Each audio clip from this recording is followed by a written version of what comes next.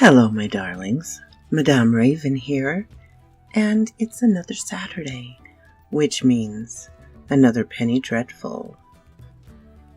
String of Pearls, the original Penny Dreadful featuring Sweeney Todd, the demon barber of Fleet Street. And today we get to meet another main character you'll all recognize. Chapter 4. The Pie Shop in Belliard. Hark! 12 o'clock at midday is cheerily proclaimed by St. Dunstan's Church, and scarcely have the sounds done echoing through the neighborhood, and scarcely has the clock of Lincoln's Inn done chiming in with its announcement of the same hour, when Belliard Temple Bar becomes a scene of commotion. What a scampering of feet there is! What a laughing and talking! What a jostling to be first! And what an immense number of maneuvers are resorted to by some of the throng to distance others. And mostly from Lincoln's Inn do these persons, young and old, but most certainly a majority of the former, come bustling and striving, although from the neighboring legal establishment likewise there come not a few. The temple contributes its number, and from the more distant Gray's Inn there comes a goodly lot.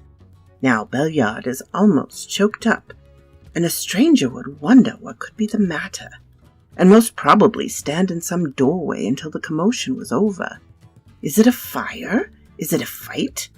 Or anything else sufficiently alarming and extraordinary to excite the junior members of the legal profession to such a species of madness? No, it's none of these, nor is there a fat cause to be run for, which, in the hands of some clever practitioner, might become quite a vested interest.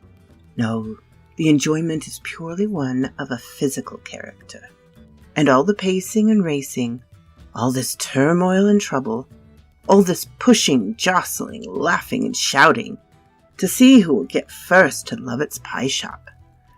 Yes, on the left-hand side of Belliard, going down from Carey Street, was, at the time we write of, one of the most celebrated shops for the sale of veal and pork pies that London ever produced. High and low, rich and poor resorted to it. Its fame had spread far and wide.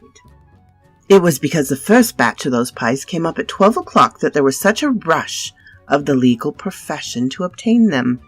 Their fame had spread even to great distances, and many persons carried them to the suburbs of the city, as quite a treat to friends and relations there residing. As well did they deserve their reputation, those delicious pies. There was about them a flavor never surpassed, and rarely equaled. The paste was of the most delicate construction, and impregnated with the aroma of delicious gravy that defies description. Then the small portion of meat which they contained was so tender, and the fat of the lean so artistically mixed up, that to eat one of Lovett's pies was such a provocative to eat another, that many persons who came to lunch stayed to dine, wasting more than an hour perhaps of precious time, and endangering, who knows to the contrary, the success of some lawsuit thereby. The counter in Lovett's Pie Shop was in the shape of a horseshoe, and it was the custom of the young bloods from the Temple and Lincoln's Inn to sit in a row upon its edge while they partook of delicious pies, and chatted gaily about one concern and another. Many an appointment was made in Lovett's Pie Shop, and many a piece of gossip scandal was there first circulated. The din of tongues was prodigious. The ringing laugh of the boy who looked up upon a quarter of an hour he spent at Lovett's as the brightest of the whole 24, mingled gaily with the more boisterous mirth of his seniors. And oh, with what rapidity the pies disappeared! They were brought up on large trays, each of which contained about 100, and from these trays they were so speedily transferred to the mouths of Mrs. Lovett's customers that it looked like the work of magic. And now we have let out some portion of the secret. There was a Mistress Lovett, but possibly our readers guessed as much. For what but a female hand, and a female buxom, young and good-looking, could have ventured upon the production of those pies?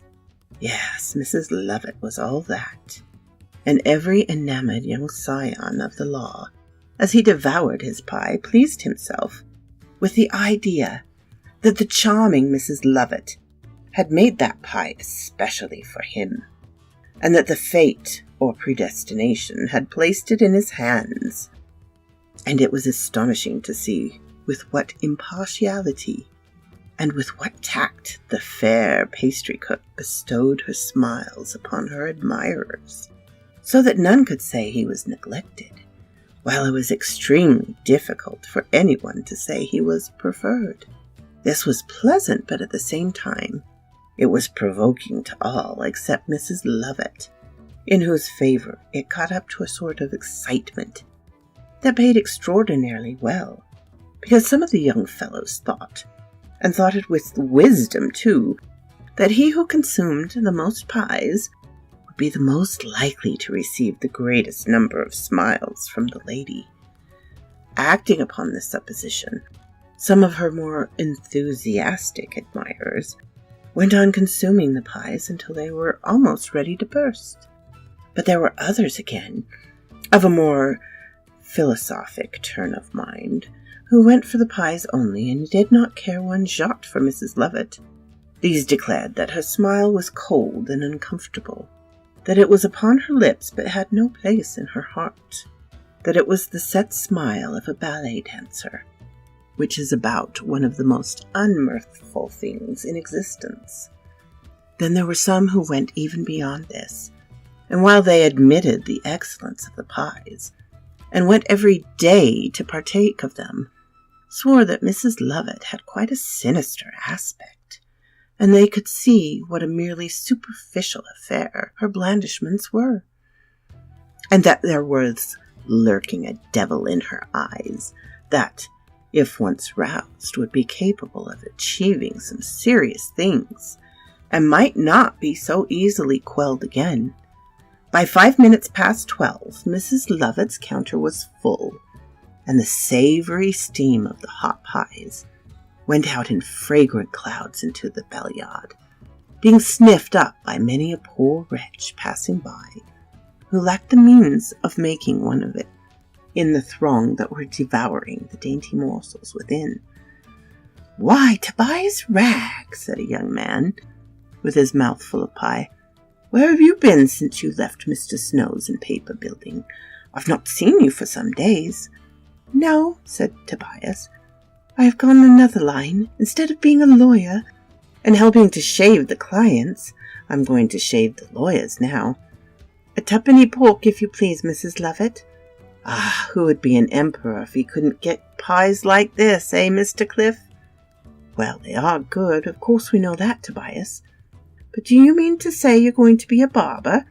"Yes, I'm with Sweeney Todd, the barber of Fleet Street, close to St. Dunstan's." "The deuce you are! Well, I'm going to a party tonight, and I'll drop in and get shaved and dressed, and patronize your master." Tobias put his mouth close to the ear of the young lawyer, and in a fearful sort of whisper said the one word, "Don't." "Don't? What for?" Tobias made no answer, and throwing down his tuppence, scampered out of the shop as fast as he could. He had only been sent a message by Sweeney Todd into the neighbourhood, but as he heard the clock strike 12, and a twopenny piece was lying at the bottom of his pocket, it was not in human nature to resist running into Lovett's and converting them into a pork pie. "What an odd thing," thought the young lawyer. "I'll just drop in at Sweeney Todd's now on purpose, and ask Tobias what he means. I quite forgot, too, while he was here, to ask him what all that riot was about a dog at Todd's door." "A veal," said a young man, rushing in. "A twopenny veal, Mrs. Lovett." When he got it, he consumed it with voracity, and then, noticing an acquaintance in the shop, he whispered to him, "I can't stand it any more. I've cut the spectacle maker. Joanna is faithless, and I know not what to do. Have another pie. But what's a pie to Joanna Oakley? You know, Dilke, I only went there to be near the charmer. Damn the shutters and curse the spectacles. She loves another, and I am a desperate individual. I should like to do some horrid and desperate act. Oh, Joanna, you've driven me to the verge of what do you call it? I'll take another veal, if you please, Mrs. Lovett. Well, I was wondering how you got on, said his friend Dilke, and thinking of calling upon you. Oh, it was all right. It was all right at first. She smiled upon me. Are you quite sure she didn't laugh at you? Sir, Mr. Dilke. I say, are you quite sure that instead of smiling upon you, she was not laughing at you? Am I sure? Do you wish to insult me, Mr. Dilke? I look upon you as a puppy, sir, a horrid puppy. Very good now. I'm convinced that the girl has been having a bit of fun at your expense. Are you aware, Sam, that your nose turns up so much that it's enough to pitch you head over heels? How do you suppose any girl under 45 would waste a word upon you? Mind, I don't say this to offend you in any way, but just quietly by way of asking a question. Sam looked daggers, and probably he might have attempted some desperate act in the pie shop, if at that moment he had not caught the eye of Mrs. Lovett, and saw by the expression on the lady's face that anything in the shape of a riot would be speedily suppressed. So he darted out of the place at once, carrying his sorrows and his bitterness elsewhere. It was only between 12 and 1 o'clock that such a tremendous rush and influx of visitors came to the pie shop. For although there was a good custom the whole day, and the concern was a money-making one from morn till night, it was at that hour principally that the great consumer of pies took place.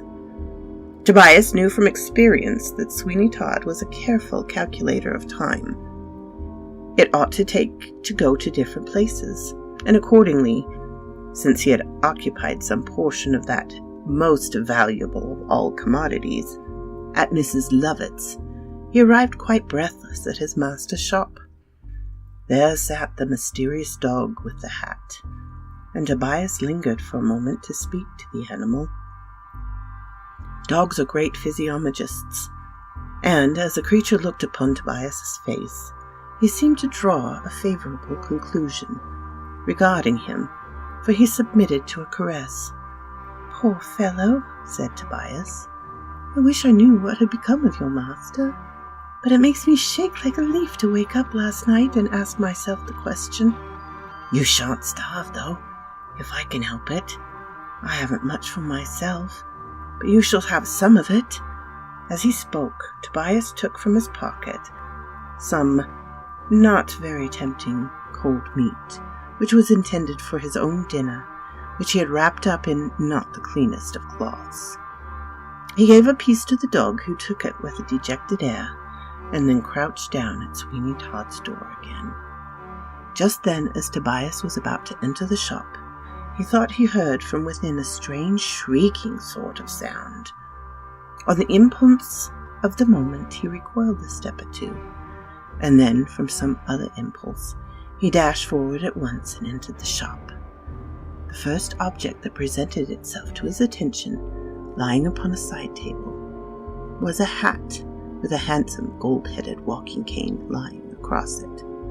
The armchair, in which customers usually sat to be shaved, was vacant, and Sweeney Todd's face was just projected into the shop from the back parlor, wearing a most singular and hideous expression. "Well, Tobias," he said as he advanced, rubbing his great hands together.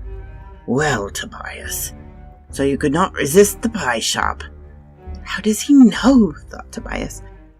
"Yes, sir, I've been to the pie shop, but I didn't stay a minute." "Harkee, Tobias, the only thing I can excuse in the way of a delay upon an errand is for you to get one of Mrs. Lovett's pies. That I can overlook. But think no more about it. They are delicious, Tobias." "Yes, sir, they are. But some gentleman seems to have left his hat and stick." "Yes," said Sweeney Todd. He has. And lifting the stick, he struck Tobias a blow with it that felled him to the ground. Lesson the second to Tobias Ragg, which teaches him to make no remarks about what he does not concern him. You may think what you like, Tobias Ragg, but you shall say only what I like.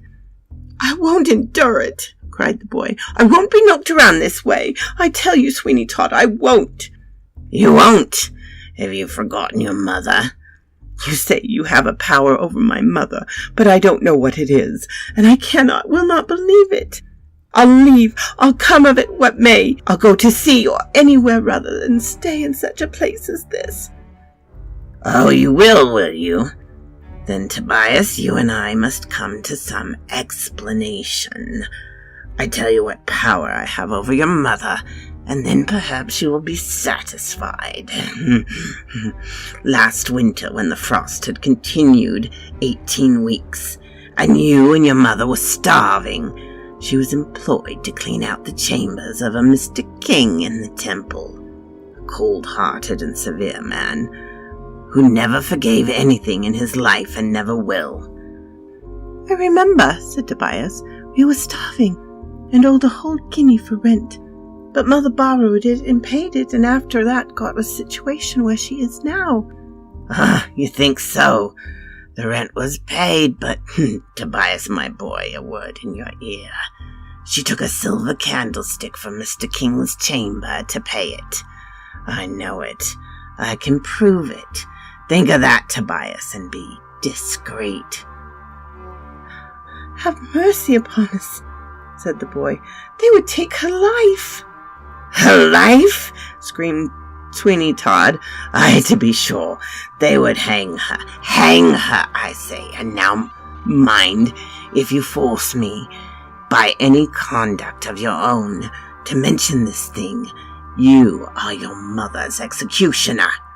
I'd better go and be deputy hangman at once and turn her off. Horrible, horrible. Oh, you don't like that? Indeed, that doesn't suit you, Master Tobias. Be discreet, then, and have nothing to fear. Do not force me to show a power, which will be as complete as it is terrible. I will say nothing. I will think nothing. 'Tis well. Now go and put that hat and stick in yon cupboard. I shall be absent for a short time, and if anyone comes, tell them I'm called out, and shall not return for an hour, perhaps longer. And mind you take good care of the shop.